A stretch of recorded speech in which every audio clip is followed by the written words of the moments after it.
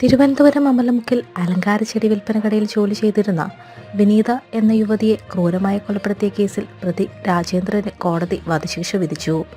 Thiruvananthapuram 7ാം additional ജില്ലാ sessions judge Prasoon മോഹനാണ് പ്രതിക്ക് ശിക്ഷ വിധിച്ചത്. വധശിക്ഷയ്ക്കു പുറമെ 8,10,500 രൂപ പിഴയും വിധിച്ചിട്ടുണ്ട്. ഇതിൽ 4 ലക്ഷം രൂപ മരിച്ച വിനീതയുടെ മക്കൾക്ക് നൽകണമെന്നാണ് കോടതി ഉത്തരവിട്ടിരിക്കുന്നത്.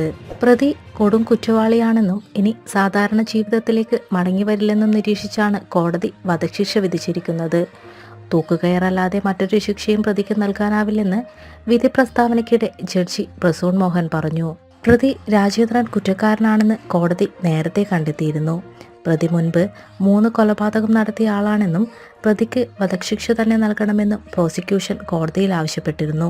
ശിക്ഷ വിധിക്കു മുമ്പ് രാജേന്ദ്രനോട് എന്തെങ്കിലും പറയാനുണ്ടോ എന്ന് കോടതി ആരാഞ്ഞിരുന്നു. തനിക്ക് 70 വയസ്സുള്ള അമ്മയുണ്ടെന്നും അമ്മയ്ക്ക് സംരക്ഷണം നൽകാൻ മറ്റാരുമില്ലെന്നും അത് തൻ്റെ ചുമതലയാണെന്നും പ്രതി കോടതിയെ അറിയിച്ചു. കൂടാതെ താൻ കുറ്റമൊന്നും ചെയ്തിട്ടില്ലെന്നും അതിനാൽ തനിക്ക് പശ്ചാത്താപമില്ലെന്നും പ്രതി പറഞ്ഞു. തമിഴ്നാട് തോവാള സ്വദേശിയാണ് പ്രതി രാജേന്ദ്രൻ. തമിഴ്നാട്ടിലെ ഒരു കുടുംബത്തിലെ 3 പേരെ കൊലപ്പെടുത്തിയ കേസിലെ പ്രതി കൂടിയാണ് രാജേന്ദ്രൻ.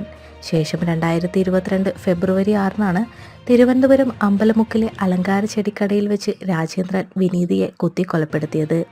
വിനീതയുടെ കഴുത്തിലുണ്ടായിരുന്ന 4.5 പവന്റെ സ്വർണ്ണമാല കവരാനായിരുന്നു കൊലപാതകം. 118 സാക്ഷികളിൽ 96 പേരെ വിസ്തരിച്ചു. പ്രതിയുടെ ദൃശ്യങ്ങളടങ്ങിയ 12 പെൻഡ്രൈവുകൾ, 7 USB-കൾ എന്നിവ ഹാജരാക്കി. ഇതുകൂടാതെ 222 രേഖകളും കോടതി പരിശോധിച്ചിരുന്നു. പ്രതിയായ രാജേന്ദ്രൻ നേരത്തെ തമിഴ്നാട് വെള്ളമടം സ്വദേശിയും കസ്റ്റംസ് ഓഫീസറുമായ സുബ്ബയ്യൻ, ഭാര്യ വാസന്തി, ഇവരുടെ വളർത്തുമകളായ അഭിശ്രീ എന്നിവരെയാണ് കൊലപ്പെടുത്തിയത്. ഈ കേസിൽ ജാമ്യത്തിലിറങ്ങി പേരൂർക്കടയിൽ ഹോട്ടൽ ജീവനക്കാരനായി ജോലി ചെയ്യുമ്പോഴായിരുന്നു 4.5 പവന്റെ സ്വർണ്ണമാല മോഷ്ടിക്കാനായി വിനീതയെ കൊലപ്പെടുത്തുന്നത്.